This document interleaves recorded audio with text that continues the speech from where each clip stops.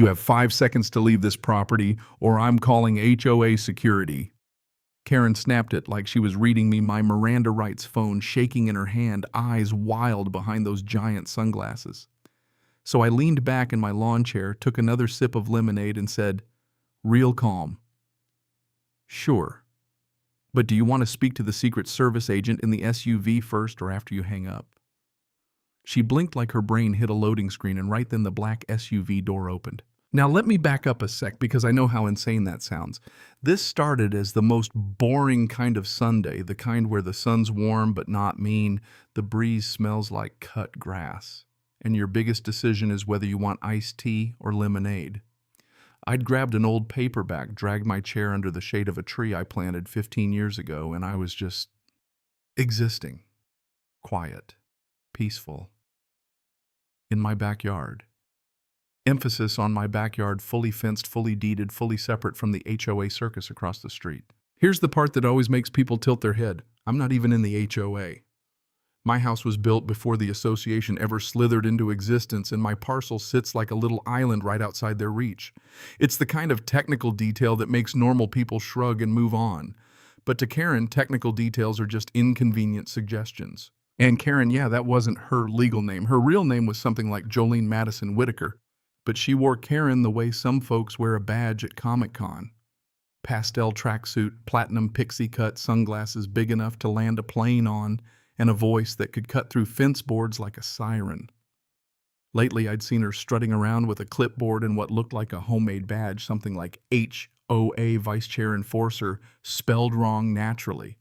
I honestly thought it was a joke. Like surely no grown adult is out here playing neighborhood Batman. Well, that afternoon, she marched up to my property line and just stood there. No hello, no nice day. Just that stare like I was a raccoon caught stealing her garbage. Then she said, dead serious, "You're not supposed to be here." I laughed. I actually looked over my shoulder like maybe there was someone behind me who wasn't supposed to be there. But no, she was talking to me, in my own yard, under my own tree, with my own lemonade sweating on the armrest. "What do you mean?" I asked, because I'm polite like that. She puffed up chin high and goes, "This yard belongs to the HOA and you're not allowed here unless you're a member." I set my book down, slowly raised an eyebrow and said, "Ma'am, I live here." She snorted like I'd told the dumbest lie she'd ever heard. "No, you don't. This house belongs to a federal consultant. We've seen men in suits coming and going. You're probably a squatter or one of those fake security types." And that's where it got funny, because I am a federal consultant. And yes, there are men in suits coming and going, not because I'm special in some Hollywood way, but because the work I do involves sensitive projects and the security is part of the package. Most days it's boring briefings and encrypted calls and paperwork that could put you to sleep. But every now and then it comes with black SUVs and people wearing earpieces. Karen had noticed the symptoms, diagnosed the wrong disease, and decided she was the cure. Before I could even explain, she whipped out her phone and announced she was calling the neighborhood patrol. What I said, genuinely curious. "They have authority here," she snapped, "unlike you. And I swear to you, like the universe was doing improv comedy, a golf cart rolled up behind her. Shirtless guy at the wheel, Chad. Tan like old leather wraparound sunglasses, cargo shorts, the whole suburban militia starter pack. And he had a megaphone. A literal megaphone. He raises it and goes, "Sir, you are trespassing on HOA monitored property. You need to vacate immediately." I stood there for a second waiting for someone to yell pranked. I even glanced around for a hidden camera. But Karen started filming me and Chad started recording too, and curtains across the street twitched as neighbors peeked through blinds like they'd found a new reality show. So I sighed, reached into my back pocket, not for a weapon, for my phone, and I called Rivera. He picked up on the first ring. "Sir, I think you might want to drive around back," I said. "We've got an aggressive HOA situation." "Understood," he replied. "No panic, just protocol." Karen saw me on the phone and started screaming that I was pretending to be a secret agent, that I was a threat, that someone needed to get the kids inside. Chad, God bless him, yelled into the megaphone, "We got a hostile, like he'd just captured bin Laden behind a birdbath." A couple minutes later, that low, expensive hum rolled down the street.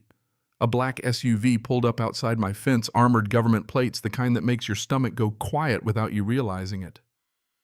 Two large men stepped out, suits, crisp sunglasses on, calm as ice. One of them nodded at me, then turned to Karen. "Ma'am," he said, voice even, "you need to step away from the property." Karen's mouth opened, then closed, then opened again, like she was trying to process English for the first time. Chad's megaphone dipped. He took a half step back in his golf cart. I swear it started reversing on its own like it smelled consequences. Rivera came through my gate, walked past me like we were at the office, and asked, "Everything okay, sir?" I pointed with my lemonade. "Karen here seems to think I don't live here." Rivera turned to her deadpan. "Ma'am, this gentleman is a federally protected consultant. You have interfered with a secure location." And that was the moment her confidence shifted into something uglier. Her face went from smug to confused to furious, like anger was the only emotion she knew how to reach for when reality didn't cooperate. "This is fake," she shrieked. "You're actors. I saw a video about this on YouTube." Rivera held up his badge. She swatted at it like it was a mosquito. "That's not real. I know my rights." He didn't raise his voice. He didn't even flinch. He just tapped his earpiece and said, "We have a civilian refusing to comply with verbal commands, requesting documentation team." Documentation team. Those two words hit Karen like a slap. A second SUV rolled up, this one clearly marked Homeland Security. The logo alone made Chad trip over his own flip-flops, trying to retreat. Karen clutched her phone like it was a flotation device. "You're all going to regret this. I'm calling the news." Rivera glanced at her screen. "Ma'am, you're already live streaming. That should suffice." You know that feeling when you realize you've been confidently wrong in public. Multiply that by 10, add federal vehicles, and sprinkle in an audience of neighbors. That was Karen's face. Most people would have backed off then. Not Karen. Karen doubled down with the stubborn energy of a toddler, insisting they didn't eat the cookies while they've got crumbs on their cheeks. She demanded Rivera show credentials again, mocked it. Said she could buy one off Etsy. Accused them of impersonation, accused me of fraud. Accused my garden hose of, I don't even know. A conspiracy, a plot, a deep state sprinkler system. At one point, Agent Lynn, another calm suit-wearing human wall, stepped up and said, "Ma'am, this property is not governed by the HOA. It's registered and the parcel details are on file with the county." Karen's eyebrows shot so high they nearly met her hairline. "You can't just declare land federal." "I'm not declaring anything," Lynn said. "You're welcome to verify it." Verify. That's the thing people like Karen never do. Verification would kill the fantasy, and she was in love with her fantasy. She spun back to the neighbors like she was running for office and announced an emergency HOA meeting to remove me by vote. Even Lynn looked mildly impressed by the audacity. "You can't vote someone off their own land," she said, like she was explaining gravity. Karen stormed away, dragging Chad with her. Chad looked like a man whose entire worldview was melting under the sun. The next day, because of course there was a next day, she actually held the meeting. Folding table donuts, loudspeaker, poorly printed flyers that said, "Protect our neighborhood from government infiltration." It looked like a cult trying to sell timeshares. I watched from my porch with Coffee Rivera nearby, both of us quietly stunned that this was real life. Karen unveiled a hand-drawn diagram of my property with red arrows pointing to suspicious areas. One arrow pointed at my garden hose. Another circled my satellite dish labeled Mind Control Beam. Rivera leaned toward me and murmured, "Should we be concerned?" "Only if she builds a catapult," I whispered back. Then she stood on a plastic chair and called for a vote to ban me from the neighborhood. Out of the dozen people there, 2 raised their hands, one of them mid-bite into a jelly donut frozen in shame. Karen declared it passed anyway, told Chad to draft an official order, and Chad, God bless this man, looked at her and said quietly, "I think I forgot how to write." That should have been the end. It wasn't. Karen called the local news. And somehow, because life loves a dumpster fire, a news van actually showed up. Karen acted like she was about to deliver the Gettysburg Address. She spun this heroic story about confronting an infiltrator, being threatened by fake feds, defending the Constitution. The reporter, young guy, tired-eyes the face of someone who wanted to be covering a bake sale, asked if she had proof. Karen pointed at my house like it was Mordor.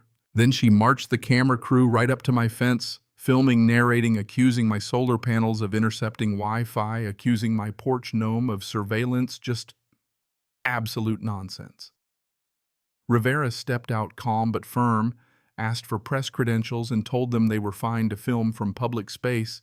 One step past the line, they'd be trespassing on federally protected private property. The reporter took one look at the badges and the SUVs and said something about legal liability, then packed up and left. Karen tried to stop him yelling about tyranny and 5G rays, but the van door closed on her rant like a punctuation mark. That's when HQ decided we needed to cool things down. Rivera told me relocation protocol. I packed a bag, no drama, and slid into the SUV like I'd done it before because I had. Karen ran out, filming, screaming that we were fleeing the investigation. And as we rolled away, Rivera said with a little smirk, "We're installing temporary barriers alerts." A few surprises. The surprise came the next morning.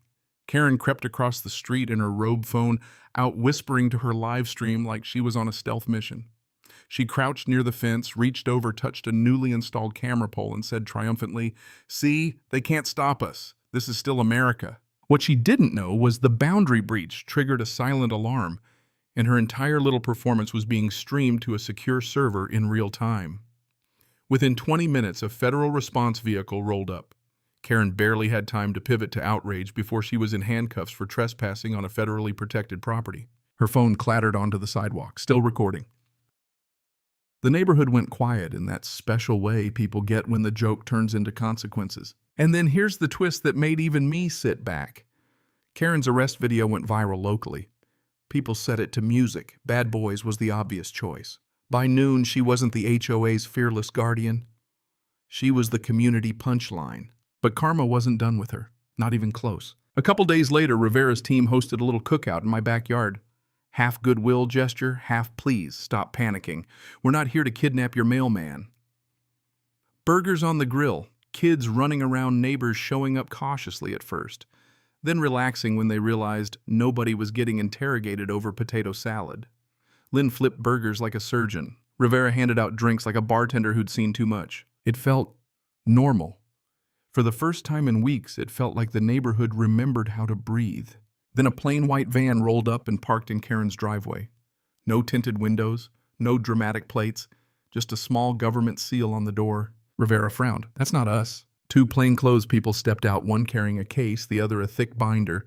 They rang Karen's bell. She opened the door, saw them, and her face did something I hadn't seen yet. She didn't go red with rage. She went pale. Paper white. The kind of pale that means the monster under the bed is real. Rivera checked his feed, then exhaled slowly. "Financial crimes," he said. "IRS, maybe." "Looks like she's being served." Served for what? Turns out Karen, the woman screaming about rules and trespass and purity, had been siphoning HOA funds. Landscaping upgrades for her own yard billed as community beautification. A second hot tub shoved under a category like community hydrotherapy. Emergency defense signage that suspiciously included her little propaganda tent. The HOA wasn't her mission. It was her piggy bank. By sundown, the board held an emergency session with an actual quorum this time and removed her from every position. Unanimous.